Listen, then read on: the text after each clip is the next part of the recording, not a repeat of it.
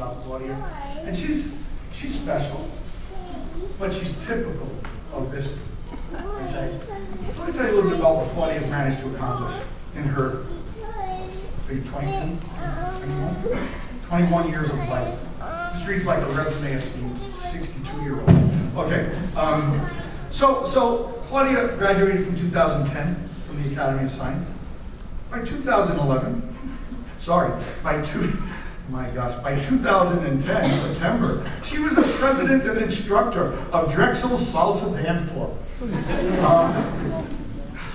By the way, for you guys who've been to the Bahamas, remember I told you about the girl who discovered that she was allergic to conch and her lips got really swollen? Claudia!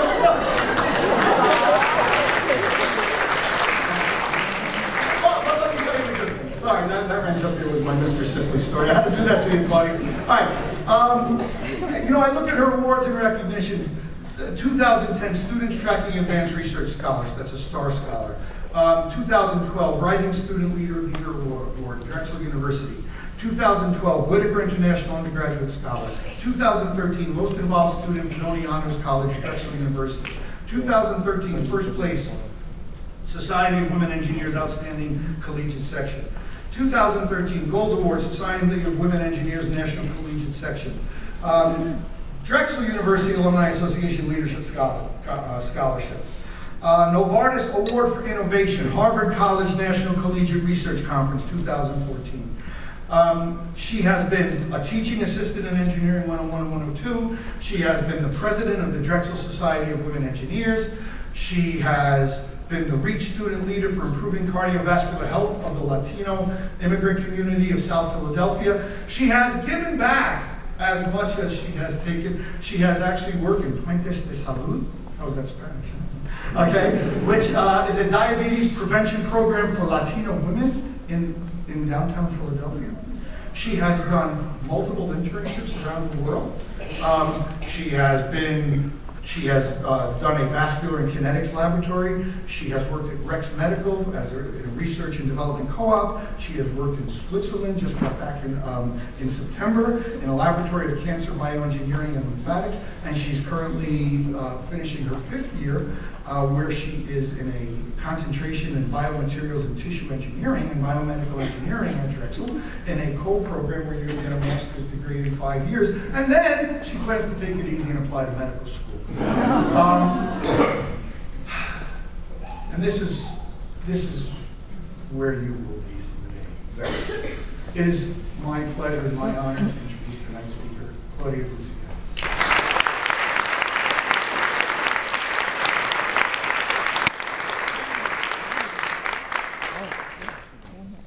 Good evening, everyone, and thank you, Mr. Wolf, for that incredible introduction. This is a little hard for me, having to go after Mr. Wolf, but I'll do my best. So first, I do want to take time to thank all the parents that are here. Without your support and encouragement, none of us could be here. And so, for me, this is such a huge honor because I remember my commencement night 4 years ago. I actually don't remember that email, but apparently it had a pretty lasting effect on me. And as Mr. Wolf mentioned, I'm not unique in sense of my class. They're doing some pretty incredible things. So some of them are continuing their education in engineering, pharmacology, clinical psychology. Some of them are even doing GI science and also food science. Some of them have gone into prestigious volunteer programs such as AmeriCorps and Teach for America. And some of them are traveling the world, like doing a summer language program in Bangladesh.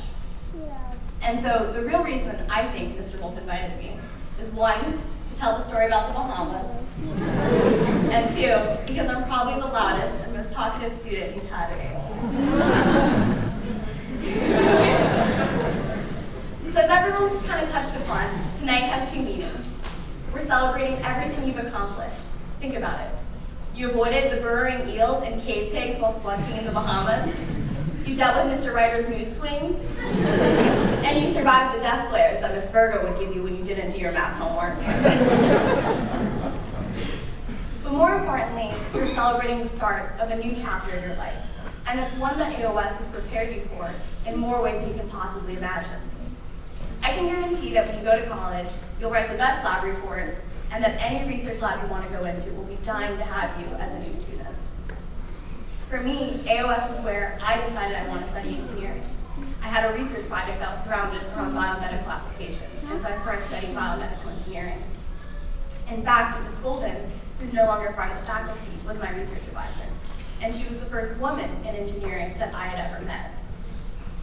I also traveled to Philadelphia for the very first time as part of a research conference, and when I went there, I knew I wanted to live there, and I've now had the best time of my life these past 4 years. I also met my closest friends here at AOS. I actually just celebrated my 21st birthday in Atlantic City with 3 of them. None of us go to the same college. So yes, you do stay in touch. And so even though we still go to different colleges, we still keep in touch with everyone. And it's such an incredible support system that we've built, and I encourage you to keep going with it. Now, AOS has given me, and all of you, something that most college freshmen will not have. It's something I didn't realize until about last year, so about 3rd year into my college career. And it was when I was talking to a younger student. Her name is Sam, and at the time I was president of Drexel Society of Women Engineers. And so Sam would always get very excited about ideas that she would have, but she was very shy, and she never wanted to share them. She always doubted herself. So one time when we were having a conversation about her idea, I got very excited. I said, yes, that's great, let's do it. And her response to me was, Claudia, you're the first person that's ever told me I could do something great. You're the first person that's ever told me to go for it. Think about AOS. What AOS has given all of us is a very nurturing environment to be able to trust ourselves, to pursue any dream that we can create. And so what AOS gave me, and has given all of you, is confidence. And so I carried this confidence with me these past 4 years. And it's put me in some pretty incredible places. So just as a little recap, when we were 13, we were told that we could be scientists, and we were given lab coats. At 15, we were told we could be marine biologists, even if it was a career we never considered. And at 16, we were told we could be researchers. And not just doing a science project in the lab, but collaborating with the experts in our field. So as I mentioned, I carried this confidence with me when I got to college. And because of it, I've traveled all across the country for research conferences. I've been everywhere from DC, Chicago, Seattle, and even Houston. I've dabbled in the medical device industry and in the world of biotech investment. I've even learned to speak French along the way. And so what this confidence has given me, it's given me the ability to do 2 things that I encourage you to do as well. First, it's given me the ability to drive my parents insane. And it's given me the confidence to start a fight. So, driving my parents insane. I've done it probably a little too many times since I started college. I know. But I think the craziest time was when I called them and I said, what do you think about me living in another country? Like, what do you mean? Where are you going? I don't know, but I want to do it. Okay, well, when you find out what it is that you want to do, give us a call back. So I'd actually done the Singapore program while I was here at AOS, and I knew how different it was to do science in another part of the world. And I knew I wanted to experience that. I had just been a high school student. Now I had been in college for 2 years. And so I started going to all these different workshops for different scholarships you could do. And there was one professor who gave this immaculate presentation about all this research he did and everything that he learned during his postdoctoral studies. And the only thing I remembered was the last slide. And it was a picture of this immense mountain, this beautiful lake, and him skiing. I thought, I want to go there, wherever it is. And it turns out it was Switzerland. And I never met this professor, but I was confident in myself that I could talk to him about his experience and that I'd be able to understand the research that he did there. And so when I met with him, I heard that it was cancer bioengineering. And just like most people, cancer research is pretty cool. So I thought, why not? This sounds pretty exciting. And so he ends up telling me everything that he did. And at the end of the conversation, I asked, do you think I could do my second co-op there? He gave me this look. Do you know what that means to do research in another country? I said, yeah, actually. I've done it before. It was only for a week, but I think I can handle 6 months. And so he said, all right, well, let me see your resume. What have you done? I told him about my research at AOS. I told him about the research that I had done as soon as I started Drexel. So not only did he encourage me to contact his old boss, he actually called her from the US and introduced me to her and recommended that she take me as a student. And she said yes.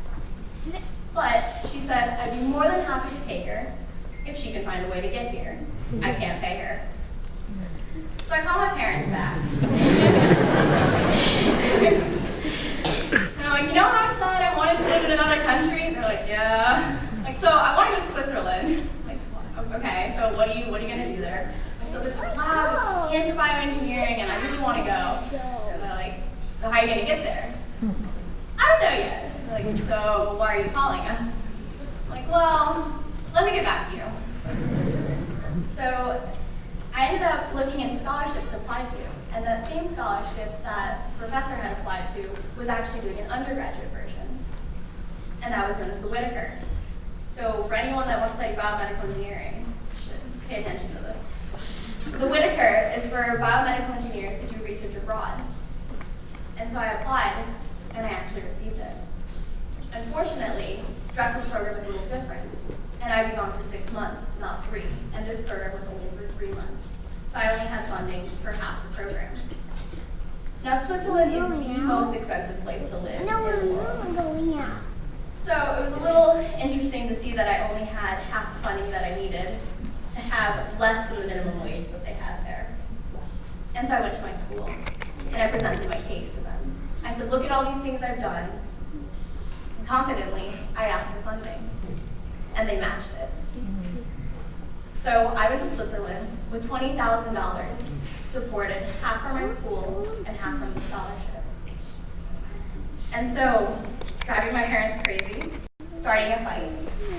So for me, the first fight that I truly started was when I realized that there weren't enough women in engineering. And this actually came to me at AOS when I had Ms. Holden as my teacher. And she, at the end of the year, at the end of my senior year, I started talking to her about her teaching style. And she told me that she never put a woman with several other men within the same group, because she found that sometimes either the girl would be too shy or would take the lead and would do all the work. And I thought that was really interesting. And so when I became a teaching assistant, I actually remembered this. And I started paying attention. And at Drexel University, it's just like a normal engineering school where only 20% are female. There's not enough women to pair up, and so there'd always be just one girl in the groups. And I noticed the same thing. Either the girls would be too shy to learn, and so they would never learn the program, they would never learn to play with the robots, because at one point we had a Lego module. I personally didn't play with Legos enough to be able to build like a robot from scratch while the guys would like attack it and battle it out, whoever could do it. And so I thought this was interesting, because I personally didn't have this problem when I was thinking. I always felt confident to speak up, to tell people to pull their weight, or I felt confident to ask questions. And so I went to the Society of Women Engineers, to the general body meeting, to see what it was like. Turns out it was non-existent. That there was only about 4 people in the club when I joined. And I thought that was not okay. And so within 2 years of being aware that it existed, I was vice president. And so during that time, I started mentoring students. And every student that came to me, they were always hesitant to pursue anything they wanted to do. And all it took was for me to say, no, that's great, like you can do it. And then I'd see them get the internship of their dream, they would apply to fellowships similar to the ones that I had, and then they would get them. And so I thought this was fascinating, that all it took was encouragement to see how much potential these students had. And so I became president of Society of Women Engineers, and we won the Outstanding National Collegiate Chapter. And I thought that that would be my proudest moment.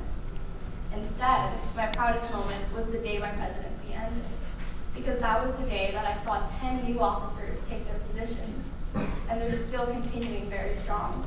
And without my leadership, our section just won the bid to host the regional conference for the Society of Women Engineers. And so I look back and I think, wow, all it took was confidence. Confidence in myself to have this vision, and confidence in others that they can also reach their potential without them even knowing it. And so, to the class of 2014, I encourage you all to confidently pursue your dreams, to drive your parents crazy in the process, and to discover something worth fighting for. Congratulations and best of luck.